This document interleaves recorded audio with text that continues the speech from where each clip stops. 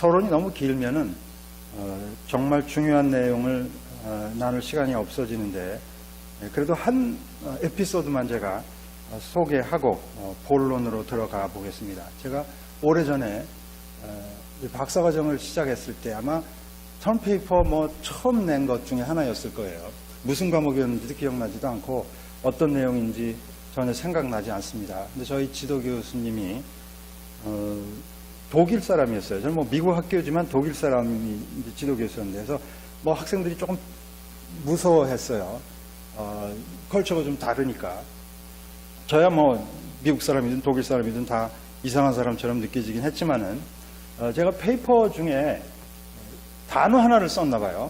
simply 이런 adverb을 쓴 것 같아요. 그러니까 어떤 것 중에 이거는 단순히 이런 것이다 이렇게 얘기를 했나 봐요.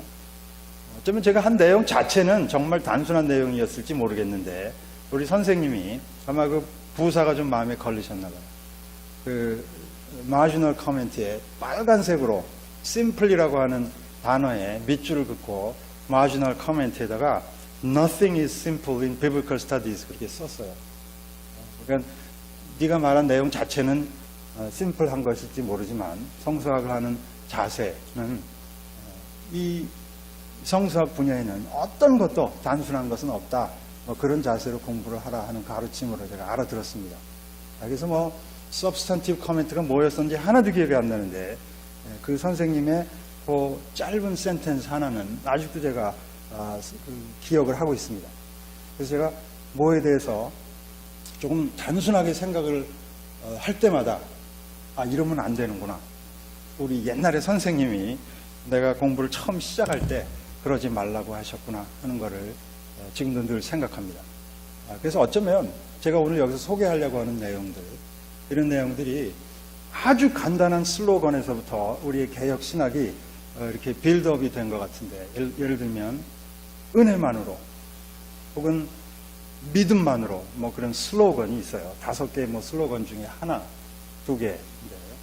솔라 그라티아, 솔라 피데 이런 말들 우리가 많이 쓰지 않습니까? 굉장히 단순하고 간단한 슬로건입니다.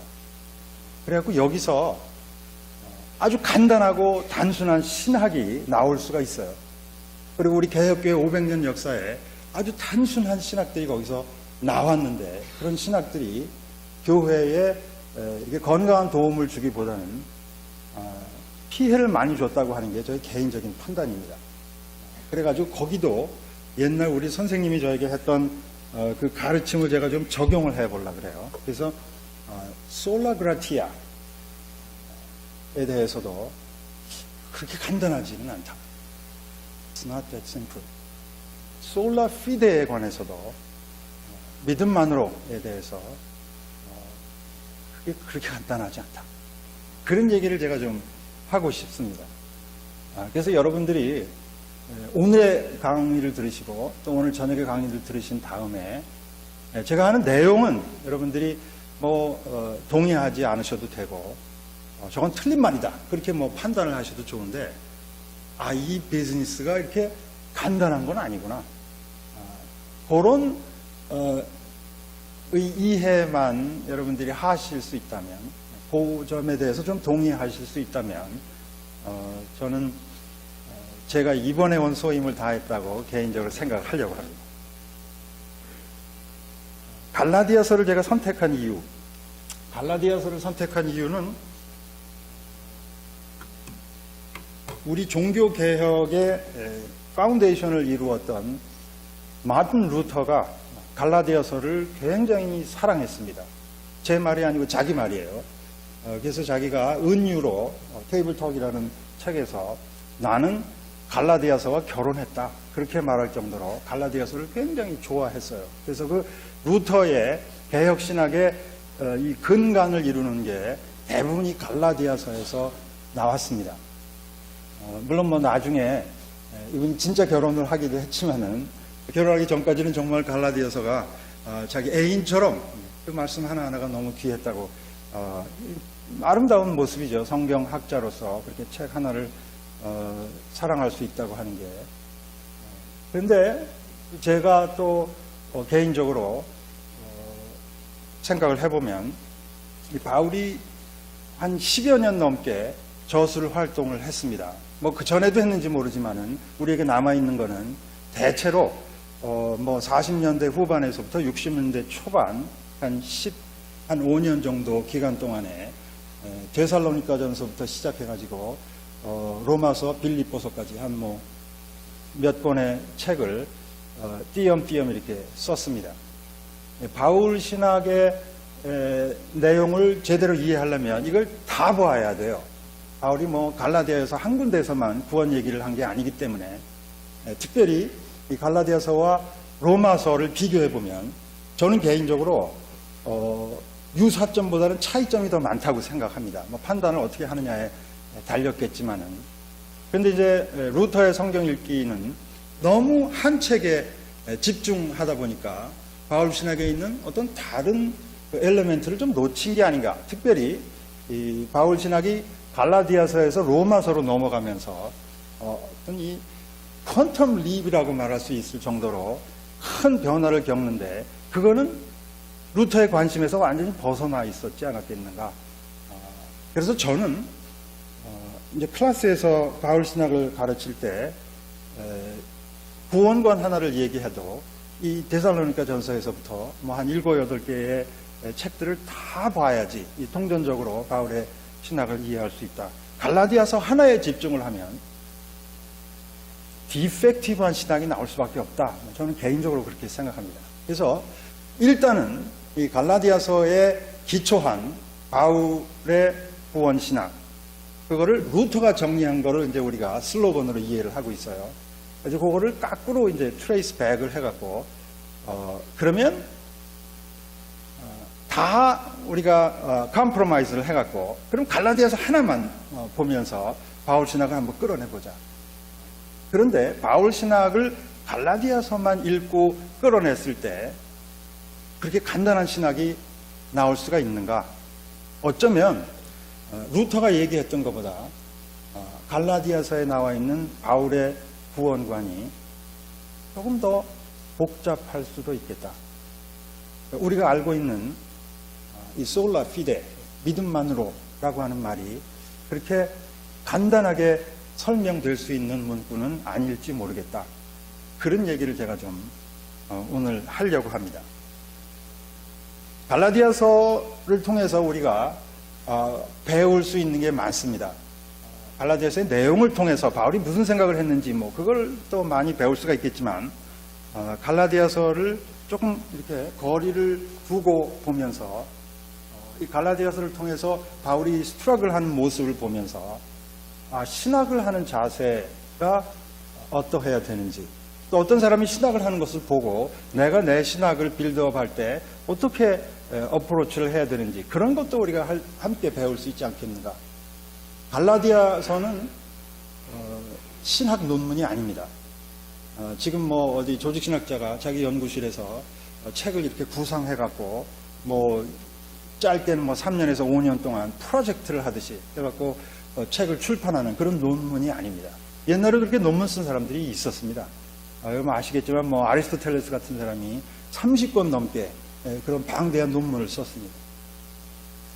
저 갈라디아서는 아마 한 5시간 정도에 집필하지 않았을까. 뭐 길어야 하루 정도 걸려서 집필하지 않았을까. 그것도 아주 급박한 상황에서 이것저것 뭐 플래닝을 할 시간도 없고 당장 상황이 급박하니까 커뮤니케이션을 빨리 해야 되니까 좀 성급하게 쓴 책입니다. 뭐 성급하다 그래갖고 제가 말했던 것처럼 제가 늘 하는 것처럼 half-cooked idea가 들어갔다 그런 말은 아닌데 바울이 뭐 깊은 사고를 하는 분이니까 늘 하던 깊은 사고가 거기 짤막한 시간 동안에 쏟아져 나왔겠지만은 그런 상황 때문에 거기 담겨 있는 말을 이렇게 유니버설리 모든 상황에 다 적용하기는 조금 어렵지 않겠는가 하는 그런 느낌이 좀 있어요.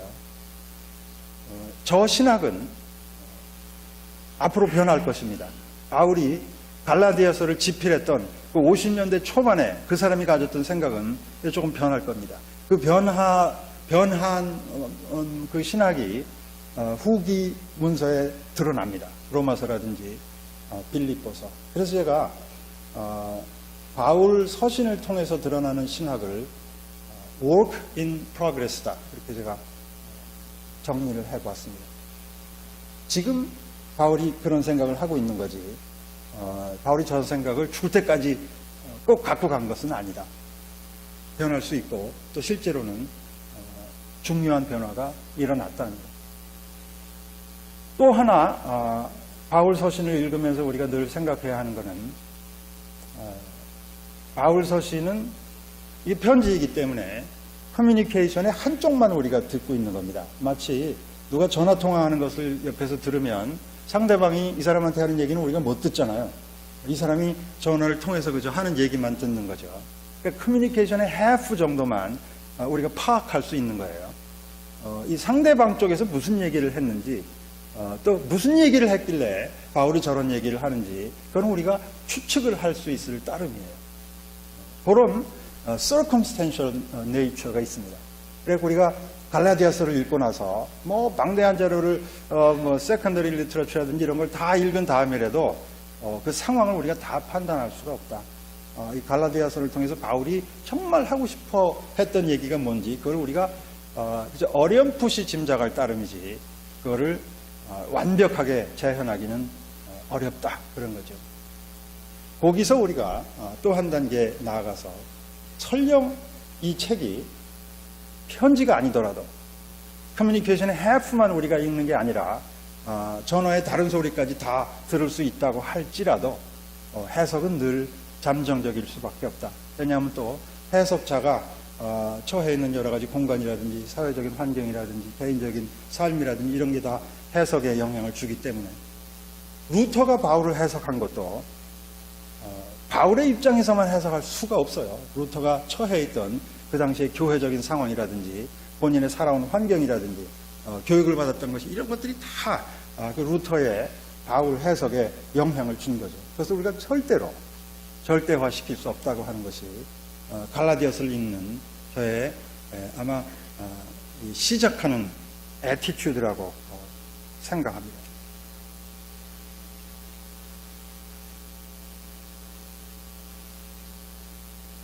갈라디아서는 바울이 어떤 심각한 어려움에 처했을 때 그 어려움을 좀 해결해 보려고 멀리서 갈라디아와 고린도는 상당히 거리가 떨어져 있죠. 여러분들이 뭐 메디터레니언 맵을 어느 정도 머리에 그리실 수 있다면 꽤 먼 거리입니다.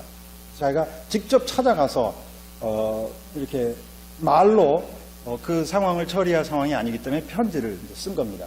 고린도에 체류하고 있으면서 동쪽에 그 아나톨리아에 있는 갈라디아 교회에게 편지를 보낸 겁니다. 그 갈라디아서의 원인이 됐던 갈라디아 사건, 그거를 빨간 폰트로 공간에 써놨습니다. 바울의 우리가 알고 있는 라이프, 바울의 라이프 우리가 거의 잘 몰라요. 그 사람이 우리가 뭐 결혼을 했던 사람인지, 지금은 싱글인데, 위도원지, 아니면 뭐 결혼 한 번도 안 해봤는지 전혀 우리가 바울의 라이프에 대해서 알 수가 없습니다. 그냥 사도행전과 빌립보서와 갈라디아서에 부분적으로 언급되어 있는 바울의 그 라이프만 갖고 그냥 어렴풋이 이 사람이 지금 한 요때 회심했을 때 한 뭐 50 초반쯤 되지 않았을까. 그것도 뭐 근거가 없어요. 그냥 대충 추측할 나름 뿐입니다. 뭐 어디서 어떻게 자랐는지 다소에서 태어났다고 하는 것은 우리가 아는데 교육을 어디서 받았는지 예루살렘에서 교육받았다는 것도 아는데 그 중간에 이 사람이 뭐 엘레멘터리 스쿨, 세컨더리 에듀케이션을 분명히 받은 사람인데 어디서 그걸 받았는지 다소에서 헬레니스틱 교육을 받았는지 예루살렘에서 처음서부터 랍비 교육을 받았는지 하나도 우리가 알 수가 없습니다. 우리가 그래도 비교적 잘 아는 부분은 바울이 이 그리스도를 따라가는 사람으로 회심한 이후에 그때부터 우리가 비교적 이 스켈레톤을 형성할 수가 있어요. 그래서 이런 정도가 우리가 바울의 라이프를 뭐 historically verifiable fact라 여러 가지 자료를 통해서 이런 정도는 역사적으로 우리가 확정할 수 있는 라이프 히스토리다. 바울이 이제 그리스도를 따라가기로 결정한 다음부터 조금 고난을 겪기 시작합니다. 뭐 얘기가 긴데 그 얘기까지 제가 여기서 할 수가 없어요. 바울이 우리가 흔히 바울을 사도라고 부르는데 바울은 원래 사도의 자격이 없어요. 그래갖고 절대 자기가 자기를 사도라고 불러도 안 되고 교인들이 그 사람을 사도라고 불러도 안 되는데 그 교회도 질서가 있잖아요.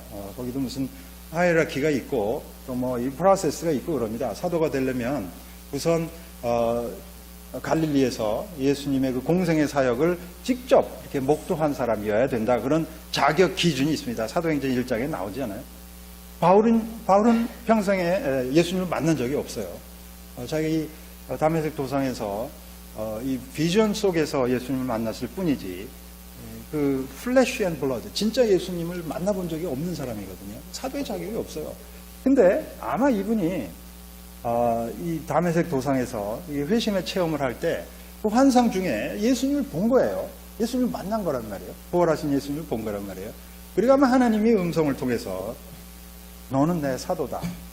이방인들을 향해서 내가 복음을 전하라고 내가 세운 사도다.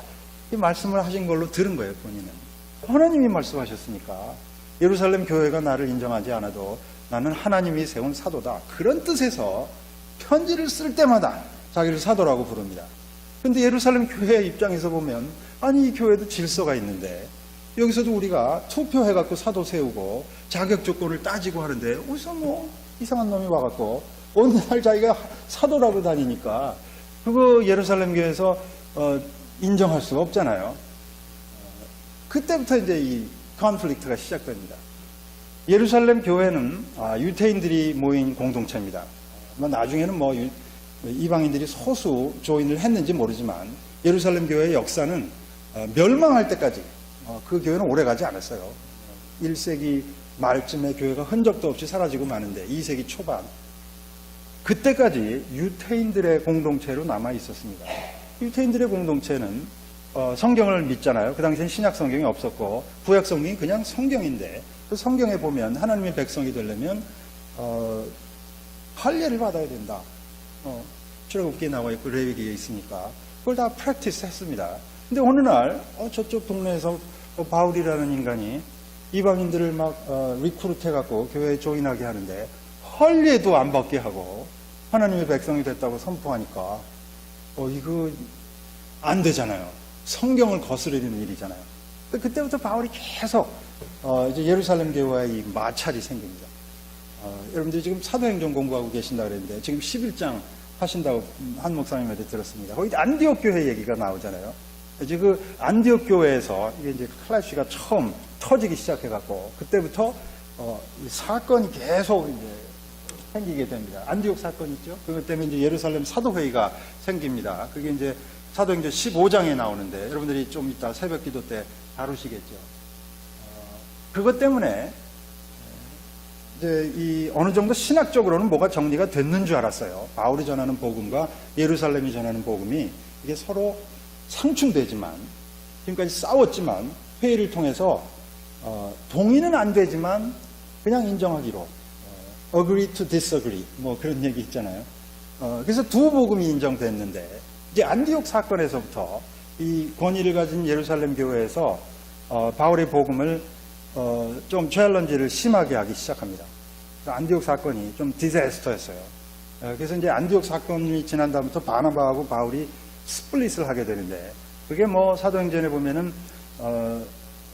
바나바의 조카 요한마가를 데리고 가느냐 마느냐 뭐 그런 트리비얼한 일 때문에 스플릿되는 걸로 나와 있지만 그 진정한 이유는 뭐 안디옥 사건 때 클래시 안디옥 사건은 갈라디아서 2장 10절부터 보면 이게 무슨 사건인지 알 수 있습니다. 거기서 바울하고 바나바 또 바울하고 베드로가 현장에서 이제 충돌을 해갖고 더 이상 이 사람들이 한 팀으로 일할 수가 없는 상황까지 가게 됩니다. 그게 이제 안디옥 사건이에요. 그래서 이제 바울은 안디옥 교회를 떠나게 되죠. 그때부터 이제 안디옥 교회 재정적인 지원 없이 자기가 스스로 선교지를 개척해야 되는 상황이 됩니다. 그래서 이제 마케도니아로 갔다가 고린도로 내려와서 한 1년 반 정도 체류한 다음에 이제 에베소로 떠나게 되는데 그 고린도에서 사역하고 있을 때 자기가 한 1년쯤 전에 갈라디아에서 교회를 세우고 목회하던 적이 있는데 그 교회에 이제 예루살렘에서 지도자인 야고보가 사람을 파견해가지고 저 바울은 가짜 사도다. 바울 사도 자격이 없는 사람이다. 바울의 사도권을 챌린지하죠. 그 다음에 바울이 전한 복음은 가짜 복음이다. 바울이 전한 복음이 뭐냐면 누구든지 이방인이랄지라도 할례 없이 그냥 예수님을 믿기만 하면 하나님이 하나님의 백성으로 삼아주신다. 성경에 없는 얘기거든요. 어떻게 보면 옛날에 우리 한국에 쓰던 신신하게요 말하자면 성경을 거스리는 출애굽기에 나와 있는 하나님의 말씀을 거스리는 새로운 얘기를 하고 있다. 바울의 복음, 무할례의 복음, 갈라디아서 2장 7절에 그런 말이 나오는데 무할례의 복음, 저거는 가짜 복음이다. 그런 얘기를 퍼뜨립니다. 듣는 사람의 입장에서 보면 그것도 말이 되네. 바울이 예수님을 한 번도 만난 적도 없고 예수님의 발 밑에서 예수님의 가르침을 받은 적도 없는데 사도 자격이 없는데 사도라고 그랬단 말이야. 저게 거짓말이라면 뭐가 또 거짓말일까? 뭐 그런 의심이 생기지 않겠어요? 할례도 안 받고 하나님의 백성이 될 수 있다? 그건 말도 안 된다. 여기 성경에 이렇게 써 있지 않느냐? 성경 보니까 실제로 있거든요. 그러니까 이제 갈라디아 교인들이 이거 우리가 가짜 사도한테 가르침을 받았구나. 그래서 이제 갈라디아 교인들이 바울을 배척합니다. 저게 가짜 사도구나. 진짜 복음은 할례의 복음이구나. 유태인이 돼야지 구원받는구나. 할례를 받아야지 되는구나. 성경대로. 아마 요즘식으로 트랜스레이션 안 하는 게 좋을 것 같은데요. 여러분들이 아마 생각하실 수 있을 거예요. 뭐 그게 요즘 같으면 어떤 얘기였을까? 뭐 그런 얘기입니다. 그래서 이제 갈라디아 교인들이 바울을 다 배척한 거죠. 그 얘기를 멀리서 듣고 이제 바울이 갈라디아 교인들에게 편지를 쓴 겁니다.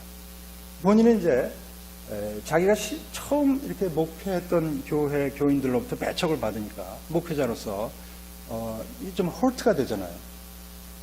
그래갖고 굉장히 감정이 격앙된 상태에서 갈라디아서를 쓴 겁니다. 갈라디아서의 1장부터 보면 바울이 자기의 사도권을 변호하는 얘기가 나와요. 내가 뭐 예루살렘에서 나를 사도로 세운 게 아니다. 나는 그런 사람들의 권위가 필요 없다.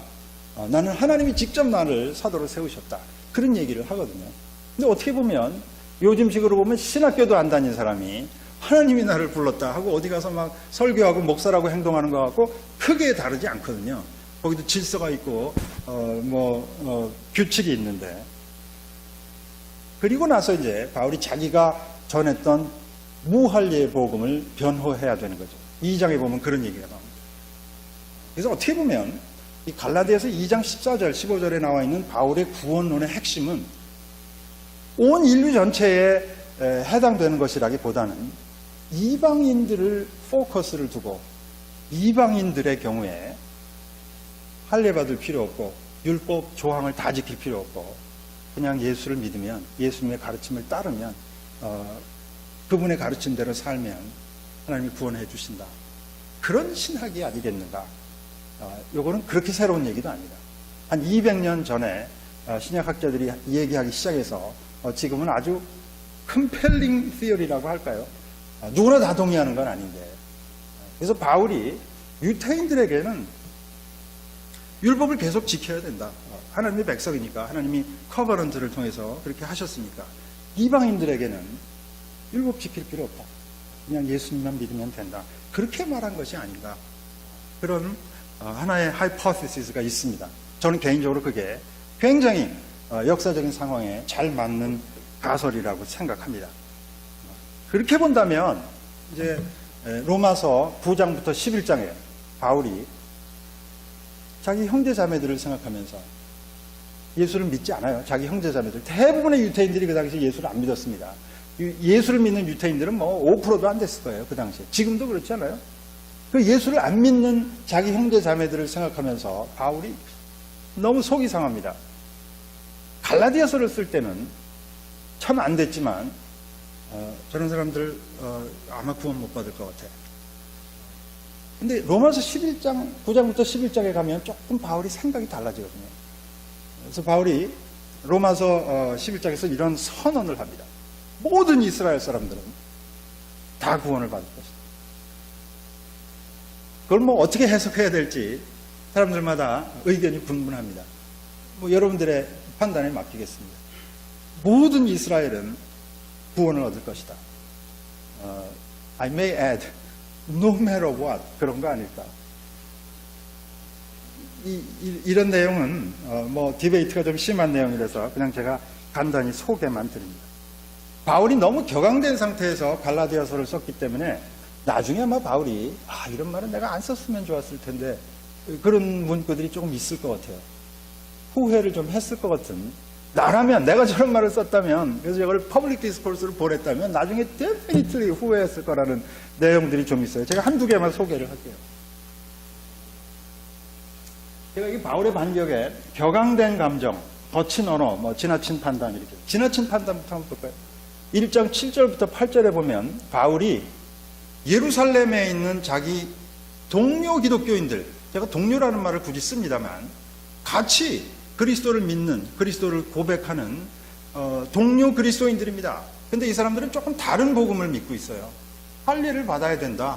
하나님의 백성이 되려면 성경대로 할례를 받아야 된다. 이방인들도 얼마든지 구원받을 수 있는데, 하나님이 문을 열어주셨는데 한 가지 조건, 하나님의 백성이 되면 세례받고 할례받고 하나님의 백성이 되면 하나님이 구원하신다. 그런 구원을 믿고 있거든요. 바울은 좀 다른 복음을 갖고 있잖아요.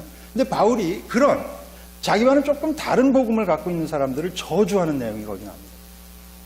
누구든지 뭐 하늘에 있는 천사라도 내가 전하는 복음 말고 다른 복음을 전하면 영원히 저주를 받을지어다. 구원받지 못한다는 얘기거든요. 이 말을 나중에 바울이 후회했을까? 잘 모르겠어요. 저 같으면 후회했을 것 같아요. 자기하고 좀 생각이 다르다고, 믿는 내용이 다르다고, 그거를 뭐 사탄의 사자라고, 고린도후서에는 뭐 그런 말도 나오고, 절대로 구원받을 수 없다. 영원히 멸망받을 것이다. 그런 저주의 언어를 하고 나서 마음이 편했을까? 뭐 여하튼 거친 언어, 갈라디아서 5장 12절. 여러분 좀 읽어주시겠습니까? 갈라디아서 5장 12절.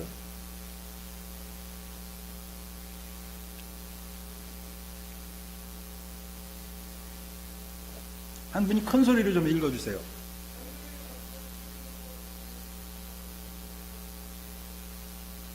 그게 무슨 말입니까? 그게 무슨 말입니까, 여러분? 이 성경을 번역하는 사람들이 너무 점잖은 분들이라 가지고 굉장히 점잖게 이걸 번역을 했어요. 무슨 뭐 손가락을 자르라는 얘기인지. 여러분 지금 바울의 적대자들이 주장하는 게 뭡니까? 할례를 받으라는 거거든요. 할례가 여러분들 뭔지 아시잖아요. 이런 사람들한테 바울이 이방인들 할례 받을 필요 없어. 하나님께서 그 모습 그대로 다 사랑하셔. 이런 말을 지금 하고 있는데 이제 계속 저쪽에서는 할례를 받아야 된다고 주장을 하니까 바울이 너무 짜증이 나가지고 AEXX들아 니들 그냥 잘라버려라. 그렇게 말을 한 거예요. 동의가 잘 안 되시는가 보죠? 원어에는 아주 생경하게 나옵니다. 잘라버려라. 여러분 그 New RSV, NRSV 여기 뭐 우리 교단에서 오피셜 버전으로 선택한 그 성경의 그 트랜슬레이션을 보면 거기 그 단어가 나와요. castrate 해버려라. 저는 모르겠어요. 이런 말을 바울이 해놓고 아이 속 시원하다 그랬을지 나중에 후회했을지. 이제 갈라디아서가 이제 그런 성격의 내용입니다. 바울이 평소에 깊은 사고를 하기 때문에 갈라디아서 2장에 정말 이 하나님께서 이방인들을 그 모습 그대로 받으신다. 거기에 자기도 감동받고 진심을 거기 쏟아낸 말이기도 해요. 그 부분은 이제 그렇습니다. 그렇지만 또 전체적으로 보면 너무 이렇게 지나치게 남을 판단하고 좀 네스티한 말들 쏟아내고 뭐 이게 그렇게 성경의 내용으로서 좀 거슬리지 않으시나요? 모르겠어요. 뭐 재미있으라고 하는 얘기죠. 여기서는 뭐 거슬린다기보다는 야, 참 얼마나 속이 상했으면 저런 얘기를 했을까 뭐 그런 생각이 들지 모르겠습니다. 저는 요 슬라이드는 제가 아까 말했던 그 실험적인 사고의 일부분인데 저거는 바로 작년에 제가 몬트리올에 서 있었던 무슨 학회에서 논문을 하나 프레젠트 하면서 실험적으로 제가 한번 생각을 해봤던 내용입니다. 바울이 갈라디아서에서 은혜를 강조해요. 은혜라는 단어가 갈라디아서 여러 번 나옵니다. 2장 14절 15절에는 안 나오지만 이렇게 쭉 펼쳐져 있어요. 뭐 갈라디아서뿐만이 아니고 모든 유대 문헌을 보면, 지금 우리 기독교 문헌만 얘기하는 게 아니라 이 제2성전 시대의 모든 문헌을 보면 구원은 하나님의 은혜로만 받는 것이다 하는 그 은혜로만 이룰 수 있는 구원이라는 사상이 아주 쭉 근본적으로 깔려 있습니다. 은혜로 구원받는다고 하는 것은 우리 개신교 교회의 전유물이 될 수가 없어요. 이거는 제2성전 시대에 유태교에서 누구나 다 동의했던, 누구나 다 동의를 했기 때문에 어느 책에나 꼭 언급되지는 않아도 듣는 사람이 혹은 말하는 사람이 다 전제로 깔고 있는 신학이었다. 은혜로만 우리가 하나님의 전에 나갈 수가 있고, 은혜로만 하나님이 우리를 선택하셨고, 하나님이 우리를 은혜로만 구원하신다고 하는 신학. 그 얘기는 또 굉장히 큰 주제입니다. 1977년부터 우리 신약학계 최초로 소개가 된 이제 그런 건 이제 뉴 퍼스펙티브 온 폴이라 그러는데, 관심이 있으시면 여러분 구글 그렇게만 하셔도 거기 뭐 위키피디아 아티클도 있고 뭐 여러 가지 문헌이 이게 종교개혁의 유태교 이해와는 완전 반대되는 거잖아요. 은혜를 마치 바울이 처음 인벤트한 것처럼. 그게 아니죠. 사실은 바울이 누구하고나 대화할 때 은혜로 하나님이 구원하신다 하는 것은 그저 전제로 깔고 아규할 필요도 없이 거기서부터 얘기를 시작할 수 있는 그런 신학이었다. 솔라 피데는 그런 정도의 전제는 아닌 것 같아요. 요거는 디베이터블한 제2성전 시대에 디베이터블한 컨셉트였다. 그런데 바울은 거기 zero in on 했다고 할 수 있죠. 그래서 그 두 개가 마치 동일한 내용인 것처럼 우리에게 전해졌는데 사실은 아니다. 은혜만으로 구원받는다 하는 것은 바울이 단 한 번도 의심한 적도 없었고, 예수를 믿었다고 해서 새롭게 가진 생각도 아니고, 모든 유대인들이 그 당시에 누구나 다 오래전부터 믿고 신앙 고백을 해왔던 중요한 신학적인 주제 중에 하나다. 그래서 제가 저거를 여러분들 옛날에 산수 시간에 쓰셨던 상수와 변수라는 개념으로 제가 한번 어플라이를 해봤습니다. 은혜는 상수라는 것은 변하지 않는 수입니다. 어떤 상황에서 변하지 않는 수예요. 상수라는 constant입니다. 또 어떤가는 variables가 있어요. x도 있고 y도 있고 뭐 any number of things can enter. 그런 개념을 variables라고, 대개는 이제 복수입니다. 바울의 구원론에서 상수도 있고 변수들도 있는데, 저는 개인적으로 은혜라고 하는 게 상수입니다. 변하지 않는 상수예요. 뭐 구원론을 어떻게 전개를 하더라도 그 바탕에는 하나님의 은혜라는 게 깔려 있을 수밖에 없다. 그런가 하면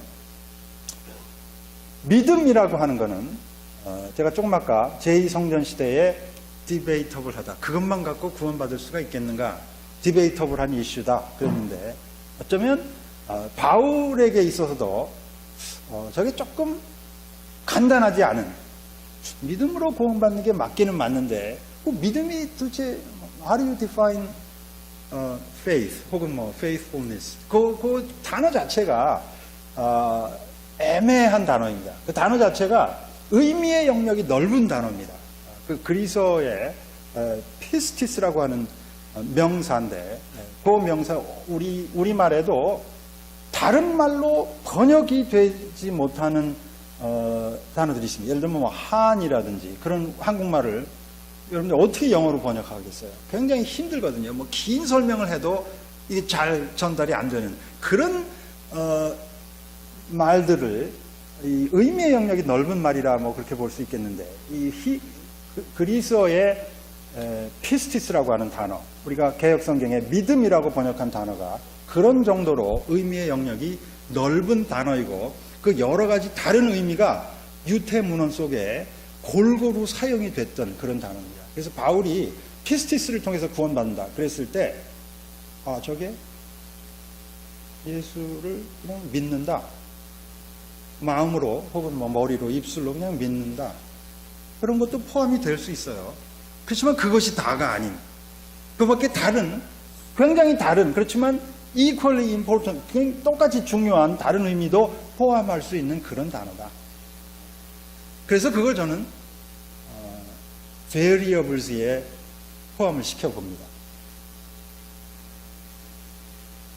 grace는 언제나 있어야 되는 건데 grace를 우리가 이렇게 받을 수 있는 그 venue랄까요? 그 route는 조금 다를 수 있다.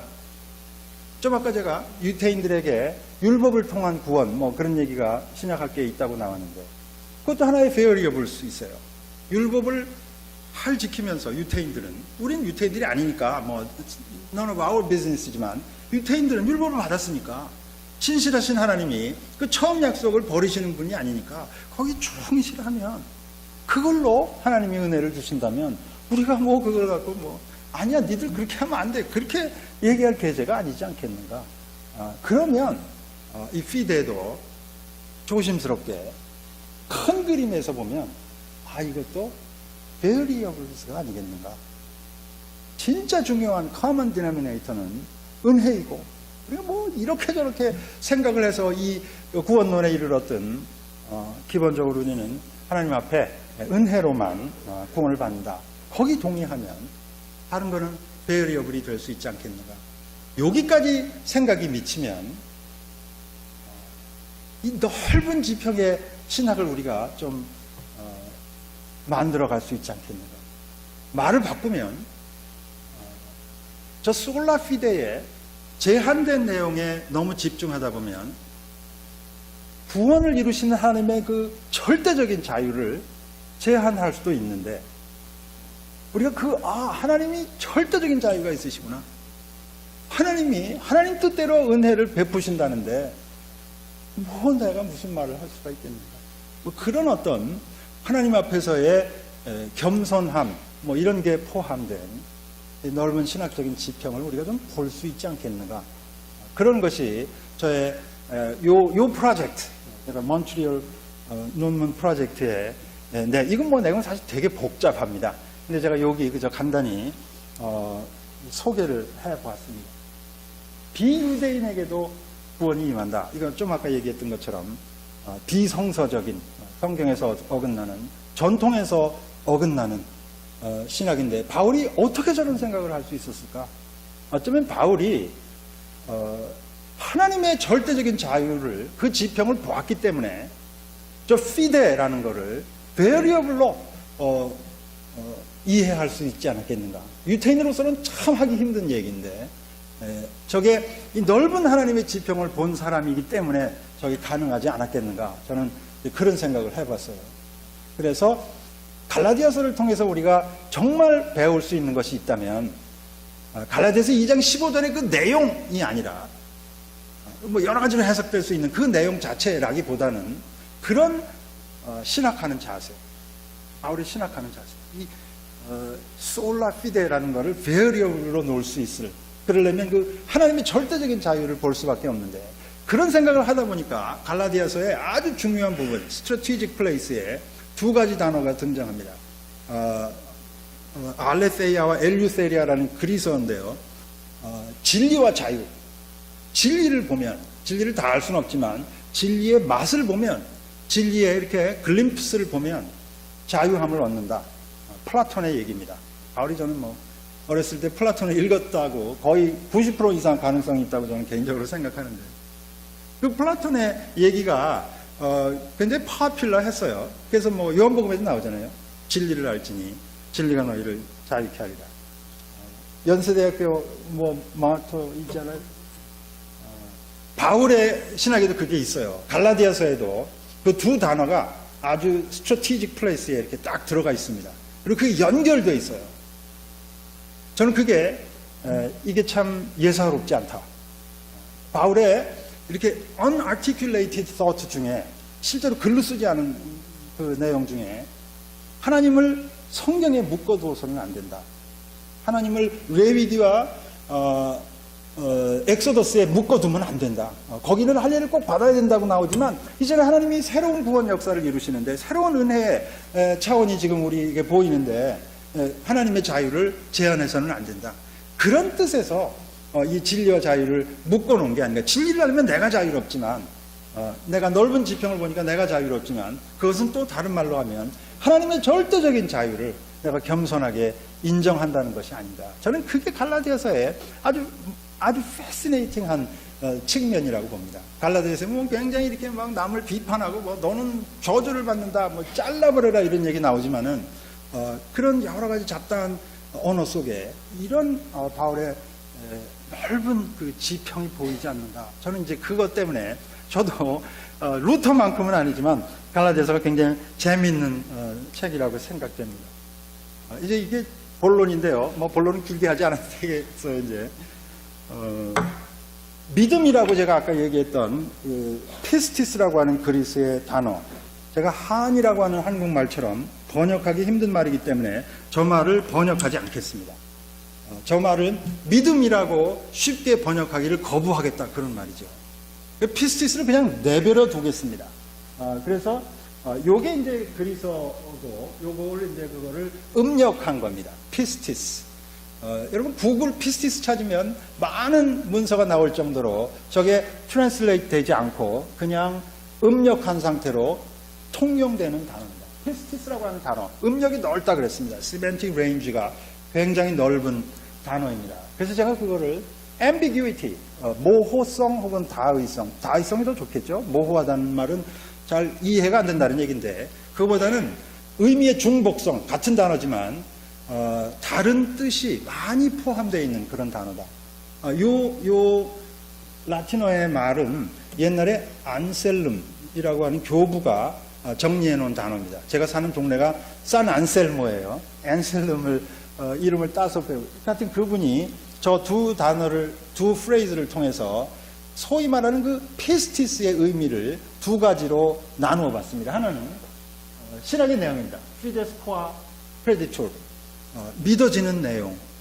내가 신앙 고백을 할 때 뭐 여러분 사도신경 같은 거 하면 그게 신앙 고백의 내용들이잖아요. 그 내용들을 피데스, 피스티스라고 부를 수 있습니다.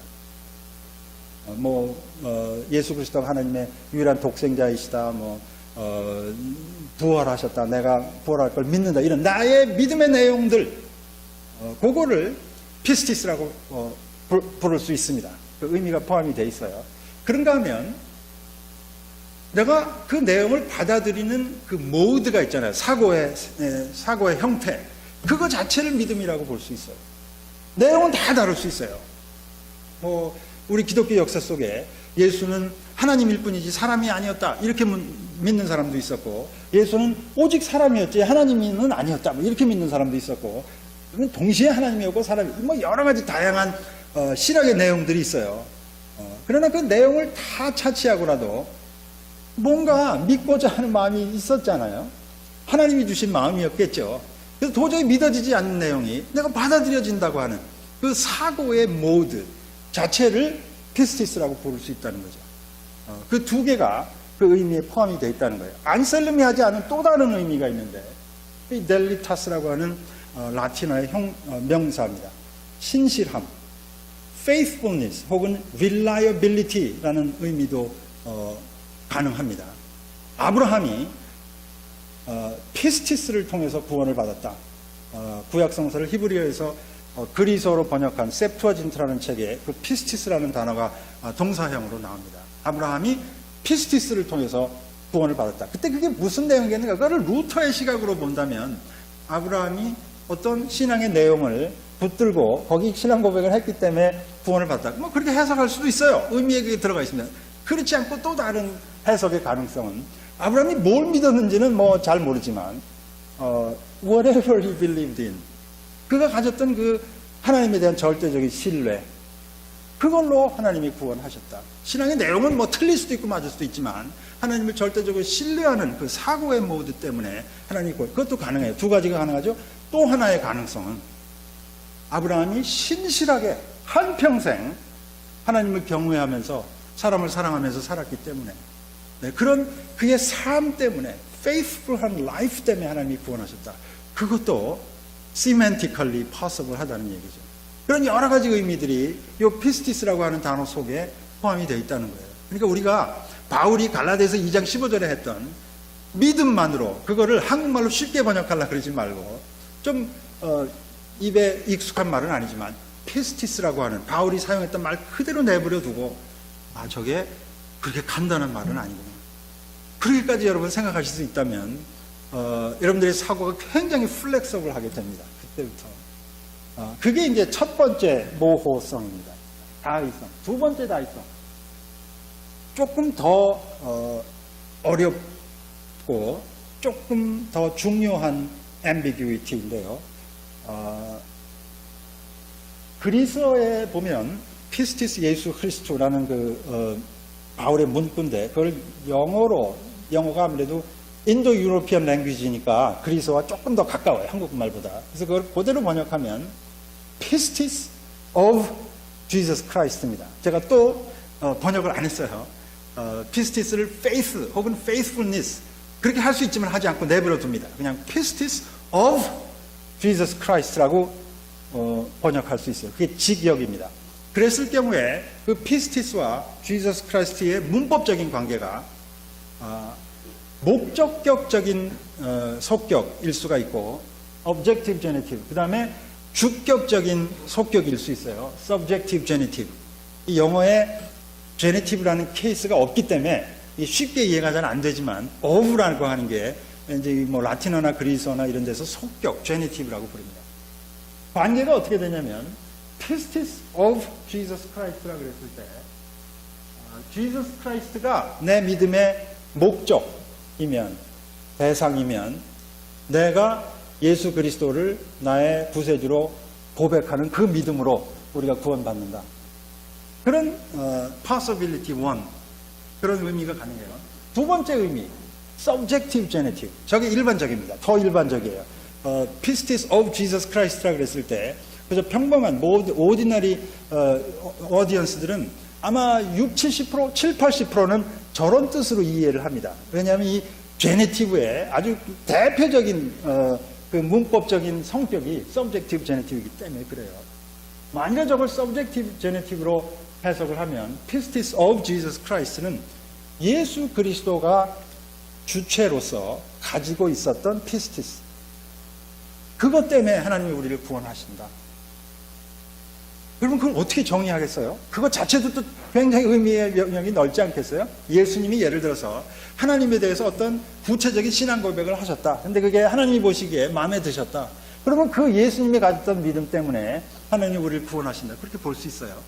아니면 예수님이 무슨 내용의 신앙 고백을 했는지 그것과 상관없이 예수님이 하나님에 대한 절대적인 신뢰가 있었기 때문에, 그래서 그 신뢰 때문에 하나님의 명대로, 하나님의 뜻대로 한평생 사셨기 때문에, 그 믿음 때문에 하나님이 우리 같은 이방인들을 그 모습 그대로 받아주신다. 그렇게도 해석할 수가 있거든요. 그러니까 그렇게 간단하지가 않아요. 이 믿음만으로 솔라 피데라고 하는 게 그렇게 간단하지 않아요. 솔라 피데는 variables에 속한다고 볼 수 있어요. 그러니까 예수님 이 의미의 가능성을 다 포함시켜서 바울의 구원 신학을, 앞으로는 또 변하겠지만 이게 40년대 후반에 갈라디아서를 썼을 그 시점에 바울의 신학을 정리하면 이렇게 넓은 신학이 나오는 거죠. 어쩌면 하나님께서 내가 갖고 있는 구체적인 신학의 내용 때문에 나를 구원하실 수도 있고, 아니면 내가 무슨 신앙의 내용을 고백하더라도 내가 그저 하나님을 신뢰하기만 하면 그 피스티스 때문에 나를 구원하실 수도 있는 거고, 아니면 나와는 상관없이, 나와는 전혀 상관없이, 나는 한 것도 아무것도 없고 믿은 것도 아무것도 없고 나는 전혀 디설브하지 않는데 예수님께서 피스티스를 갖고 계셨기 때문에 그 피스티스에 의한 삶을 fidelitatis faithfulness라고 그랬잖아요. 그렇게 한평생 하나님께 순종하는 삶을, 죽기까지 순종하는 삶을 사셨기 때문에 하나님께서 그 예수님의 믿음 때문에 그저 공로 없는 우리들을 구원하신다. 그렇게도 볼 수가 있거든요. 그러면 이 갈라디아서 2장 15절에 바울의 구원과는 우리 종교 개혁자들이 너무 간단하게 솔라피데, 그리고 그 내용은 우리가 예수를 구세주로 고백하는 것이라고 몇 마디로 간결하게 정리했던 그 내용만 가지고는 이 넓이와 깊이를 다 파악하기가 어렵다. 이건 어떻게 보면 reductionistic interpretation, 그렇게 볼 수 있어요. 원래 넓은 지평의 신학인데 이거를 자의적으로 어떻게 보면, 아니면 내가 속해 있던 신학적인, 교회적인, 사회적인, 역사적인 환경이 그랬으니까 어떤 하나의 의미로 고착시켜가지고 그것만 고집해 온 역사가 500년이나 흐르지 않았겠는가. 그래서 저는 이걸 이렇게 해석학적으로 챌린지를 하기 전에 이미 신약학계 내에서는 그 내용 자체에 대해서 여러 가지 다른 해석들이 나오고 있어요. 근데 저는 개인적으로 갈라디아서를 이렇게 해석학적으로 접근을 해보면 다른 해석이 나오는 게 당연하다. 이게 왜 19세기 후반에서만 나오기 시작했을까? 저게 16세기에서부터 막 나왔어야 되는 건데, 그만큼 루터의 이 신학의 파워가 굉장히 셌던 거죠. 그것 나름대로 공헌을 많이 했어요. 그렇지만 우리 교회는, 개신교회는 루터의 신학에, 레포메이션 시올로지에 갇혀 있을 수가 없어요. 레포메이션 신학은 16세기에 아주 그 상황에 적절한 해석을 끌어냈다면 그건 우리가 틀렸다 맞았다 할 얘기가 아닌데, 그러나 그런 신학과 그런 해석이 21세기, 22세기에도 꼭 적용돼야 된다고 그것만 붙들고 있을 수는 없다. 저는 안타까운 마음으로 그런 생각을 늘 갖고 있습니다. 그래서 이제는 우리가 500년이 됐으면 이제는 좀 넘어가야 될 때가 됐다. 그래서 이 훌륭한 개혁교회의 유산을 우리가 참 소중하게 이렇게 언어를 하면서, 그 다음에는 이 벽을 허물어 버리고 좀 확 열려있는 신학으로 새롭게 우리 개신교 신학을 정리해 나가야 되지 않겠는가, 그런 생각을 늘 해봅니다. ambiguity의 신학, 바울의 언어뿐만이 아니고 갈라디아서의 언어뿐만이 아니고 모든 종교적인 언어는 메타포이다. 그런 좀 과장된 수사법이 있습니다. 모든 종교적인 언어는 메타포이다. 하나님을 아버지로 고백하는 것, 우리의 기본적인 신앙 고백이잖아요. 그건 메타포입니다. 그게 은유가 아니고 세상에 은유가 어디 있겠어요. 은유라고 하는 것은 A가 B라고 말하는 은유는 A가 B가 아닌데 A가 B라고 말하는 것을 은유라고 합니다. 모든 종교적인 언어는 메타포이다.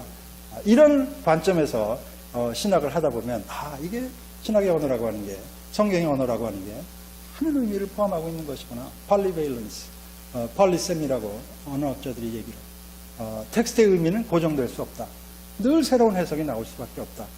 그러니까 우리가 이 종교개혁의 해석을 굉장히 존중하고 거기 배울 게 많이 있지만은 이게 영원히 변할 수 없는 해석이다. 그런 사고는 이제 벗어나야 될 때가 되지 않았나. Fluidity of meaning, reader response criticism이라는 문학 비평의 새로운 이론에서 나오는 말입니다. 텍스트의 의미는 물이 흐르듯이 이렇게 흘러다닌다. fluidity, 이렇게 fix된 게 아니고 흘러다닌다. indeterminacy of meaning, 의미는 고정될 수 없다.